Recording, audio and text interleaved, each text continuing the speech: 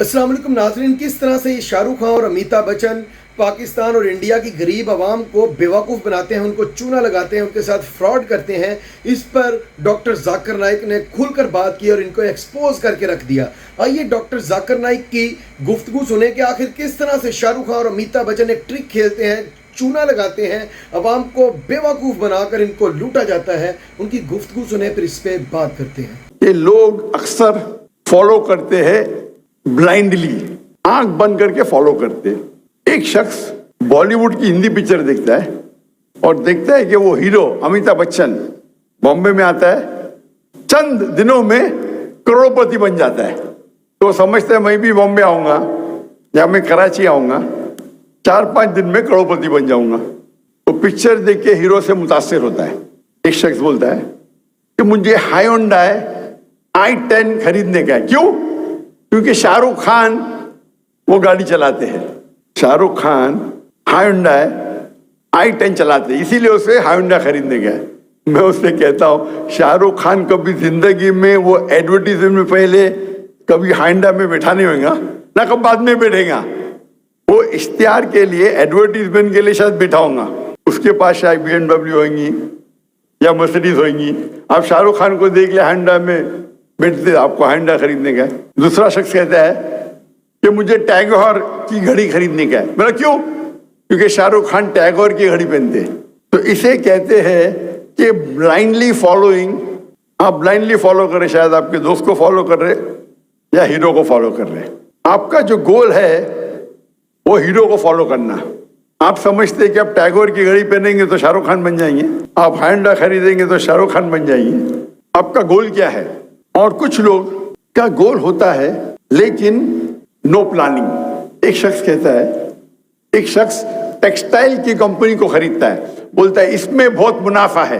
गोल उसके पास है, उसको धंधे में, तिजारत में मुनाफा करने का है। वो टेक्सटाइल की कंपनी खरीद लेता है।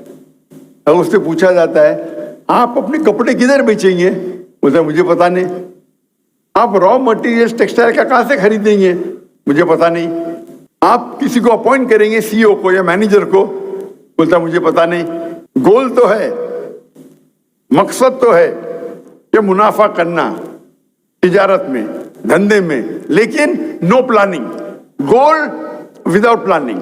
एक मिसाल दूंगा मैं। एक शख्स को साइंटिस्ट बनने का है, बोलता है मुझे दुनिया का एक सबसे बेहतरीन साइंटिस्ट बनना है। तो वो क्या करता है? वो रिसर्च करता है और तहकीकात के बाद उसे पता चलता है कि दुनिया का सबसे बेहतरीन साइंटिस्ट है आइजैक न्यूटन। उसकी तहकीक बिल्कुल है। फिर वो क्या करता है? जिस तरीके आइजैक न्यूटन के लंबे बाल थे, कर्ली बाल, वो लंबे बाल उगाता है, कर्ली बाल उगाता है। जिस तरीके से आइजैक न्यूटन कपड़े पहनता था, वो कपड़े पहनने लगता है।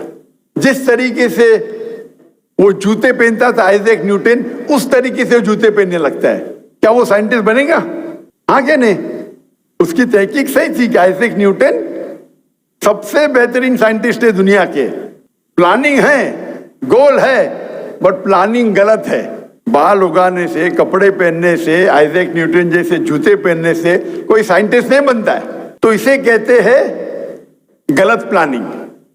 तो आज के माशरे में हम देखते हैं कि अक्सर लोग, उनके पास कोई गोल ही नहीं है। जैसे वो सड़क पे वो मुसाफिर पूछता है कि सड़क किधर जा रही है, आपको कहाँ जाना है? किधर भी गए चलेगा। उनका गोल ही नहीं, उनका टारगेट ही नहीं। कुछ लोग ऐसे है, गोल है लेकिन मकसद ही नहीं। कुत्ते की तरह गाड़ी के पीछे भाग रहे, पकड़ेंगे तो करेंगे क्या? आप भोगते भोगते गाड़ी के पीछे भागते, अगर पकड़ेंगे तो करेंगे क्या? यानी गोल है लेकिन पर्पसलेस गोल। कुछ लोग भीड़ को फॉलो कर रहे, दोस्त आ रहे तो हम भी जा रहे। वो हीरो को देखते हैं कि बम्बई आता है, कराची आता है, करोड़पति बन जाता है, मैं भी बन जाऊंगा। मैं टैगोर की घड़ी पहनूंगा या हायोंडाई गाड़ी चलाऊंगा, शाहरुख खान बन जाऊंगा। भीड़ को फॉलो कर रहे। कुछ लोग का गोल है जैसे टेक्सटाइल कंपनी खरीदने वाला, लेकिन प्लानिंग ही नहीं है। किधर से माल खरीदेगा पता ही नहीं, किधर बेचेगा पता ही नहीं, ना मैनेजर ना CEO। और कुछ लोग है प्लानिंग करते लेकिन गलत प्लानिंग करते। आइजैक न्यूटन बनने का तो आइजैक न्यूटन के कपड़े पहन रहे, जूते पहन रहे। तो ये हमारे माशरे में अक्सर आप देखेंगे इंसान इसी 6 किस्म में से एक किस्म में आते हैं। हमारी जिंदगी का मकसद क्या है?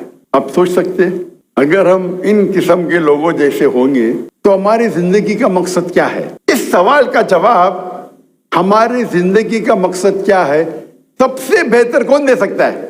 डॉक्टर जाकिर नाइक? बिल्कुल नहीं। क्या एक डॉक्टर दे सकता है? क्या एक साइकोलॉजिस्ट इस सवाल का जवाब दे सकता है? सबसे बेहतरीन जवाब इस सवाल का हमारे जिंदगी का मकसद क्या है कौन दे सकता है? हमारा खालिक, हमारा मालिक अल्लाह सुब्हानहू व तआला। अल्लाह सुब्हानहू व तआला से बेहतर जो हमारा खालिक है, हमारा मालिक है, क्या कोई उससे बेहतर इस सवाल का जवाब दे सकता है? हाँ या नहीं? अल्लाह ताला फरमाते हैं सूरह धारियात, सूरा नंबर 51 आयत नंबर 56, आयत नंबर 56, वमा खलक़तुल जिन्न वल इंसा इल्ला लियअबुदून, कि हमने जिन और इंसान को पैदा किया ताकि वो हमारी इबादत करे। अल्लाह ताला फरमाते हैं कि अल्लाह ने जिन और इंसान को पैदा किया ताकि वो अल्लाह सुब्हानहू व तआला की इबादत करे। ये अरबी लफ्ज इबादत आता है अब्द से, मतलब स्लेव।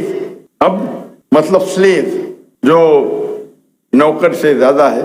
और इबादत का क्या मतलब है? अल्लाह की इबादत का मतलब क्या है?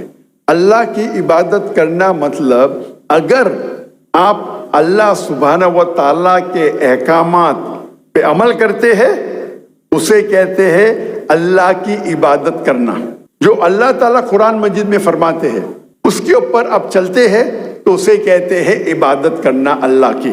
अगर आप इस्लाम के 5 बुनियादी पिलर्स, 5 पिलर्स पे अमल करते हैं, चाहे तौहीद हो, चाहे सलाह हो, नमाज, चाहे ज़कात हो, चाहे रोज़ा हो या हज हो, आप अगर उस पे अमल करते हैं उसे कहते हैं इबादत करना। आप कोई भी हुक्म अल्लाह का जो अल्लाह कुरान मजीद में फरमाते हैं या अल्लाह के रसूल के जरिए फरमाते हैं हदीस में, अगर उस पे आप अमल करते हैं उसे कहते हैं इबादत करना।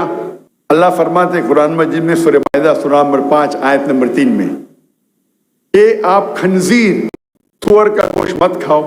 अगर आप खंजीर नहीं खाते, सूअर का गोश्त नहीं खाते, आप इबादत कर रहे। अल्लाह ताला फरमाते सूरह माइदा में सूरा नंबर 5 आयत नंबर 90 में शराब मत पियो। अगर आप शराब नहीं पीते आप इबादत कर रहे। अल्लाह ताला फरमाते कुरान मजीद में कि सच बोलो, झूठ मत बोलो। अल्लाह फरमाते रिश्वत मत दो, चीटिंग मत करो।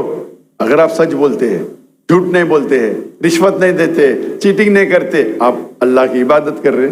आप अल्लाह के कोई भी अहकाम पे अमल करते हैं उसे कहते हैं अल्लाह की इबादत करना। और अल्लाह सुब्हानहू व तआला कुरान मजीद में फरमाते हैं वमा खलक़तुल जिन्न वल इंसा इल्ला लियअबुदून, सूरह धारियात सूरा नंबर 51 वर्स नंबर 56, कि हमने जिन और इंसान को पैदा किया सिर्फ अल्लाह की इबादत करने के लिए। और अल्लाह ताला फरमाते हैं कि अगर आप कोई अगर इक्विपमेंट या मशीन को खरीदते हैं तो मशीन के साथ आता है इंस्ट्रक्शन मैन्युअल, उस मशीन को किस तरीके से इस्तेमाल करना।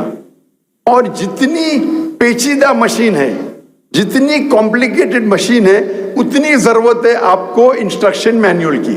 अगर आप मुझे इजाजत देते कि इंसान को मैं एक मशीन कहूं तो आज दुनिया में सबसे पेचीदा मशीन, सबसे कॉम्प्लिकेटेड मशीन है इंसान। क्या इंसान को इंस्ट्रक्शन मैन्युअल की जरूरत नहीं है? इस कॉम्प्लिकेटेड मशीन इंसान की इंस्ट्रक्शन मैन्युअल कौन सी है? इंस्ट्रक्शन मैन्युअल है कुरान मजीद। ये कुरान मजीद इंसान की आखिरी इंस्ट्रक्शन मैन्युअल है।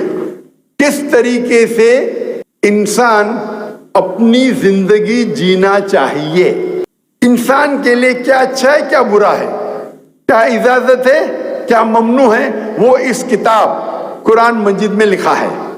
ये अल्लाह का आखिरी कलाम, आखिरी वही, आखिरी नबी मोहम्मद सल्लल्लाहु अलैहि वसल्लम पे नाजिल की गई है।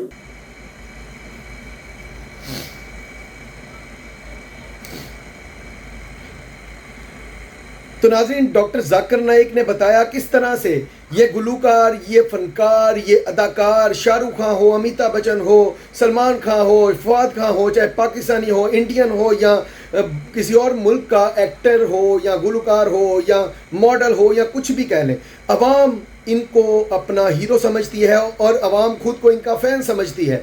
تو یہ کیا کرتے ہیں کہ اسی عوام کو بیوقوف بناتے ہیں، چونا لگاتے ہیں جس عوام نے ان کو سر پہ بٹھایا اور ان کو اتنا امیر بنا دیا کہ شاید ان سے یہ ہاتھ ملانا بھی پسند نہیں کرتے۔ کیسے؟